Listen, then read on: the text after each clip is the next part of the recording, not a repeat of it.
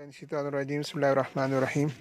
معزز سامعین، جیسا کہ آپ کو بخوبی معلوم ہے کہ کورونا وائرس نے پوری دنیا میں اور ہمارے پاکستان میں ہر سب شہروں میں ایک عجیب معاملات اس نے اٹھائے ہوئے ہیں، جس کی وجہ سے سب سے زیادہ جو ہمارے لیے تکلیف دہ معاملہ ہے وہ عبادات کے ہے۔ ہماری سب سے بڑی عبادت جو ہے حج مبارک، وہ بھی اس سے متاثر ہو کر رہ گئی ہے، عمرہ معطل ہو گیا ہے، اور حتیٰ کہ نماز پنجگانہ اور خصوصاً نماز جمعہ بھی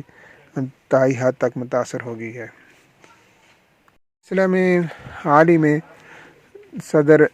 مملکت جناب ڈاکٹر عارف علوی صاحب سے مذہبی رہنماؤں کی ملاقاتیں ہوئی تھیں، اور جن میں ایک ضابطۂ اخلاق ترتیب دیا گیا تھا، جس کے مطابق نمازیوں کے درمیان اس ملاقات میں یہ طے کیا گیا کہ نمازیوں کے درمیان فاصلے کو برقرار رکھا جائے، اور یہ فاصلہ جو ہے یہ 3 فٹ کا ہونا چاہیے، جبکہ صفوں کے درمیان 6 فٹ کا ہونا چاہیے۔ اس طرح مشروط اجازت دی گئی کہ اس فاصلے کو اور اس پورے اعلامیہ کو برقرار رکھنے کے لیے آپ نے جو ہے اس کا احترام ہی کرنا ہے، تو اسی صورت میں تراویح، نماز جمعہ اور باقی عبادات کی اجازت دی گئی ہے۔ اس فیصلے کو علماء کرام نے اس وقت قبول کیا، لیکن جب اس کو نافذ کرنے کا معاملہ آیا تو اس وقت عوام میں جو ہے وہ تشویش کی لہر دوڑ گئی ہے، اور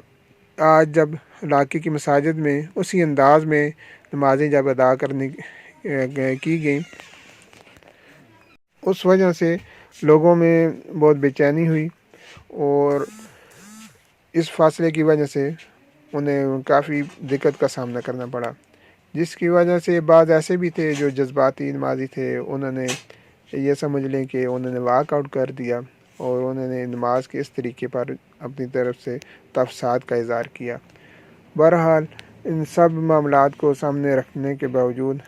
یہی ہوا کہ اکثر مساجد میں، شہر کی جو مساجد تھیں، ان میں نمازیوں کے درمیان 3 فٹ کا فاصلہ رکھا گیا، اور جس کی وجہ سے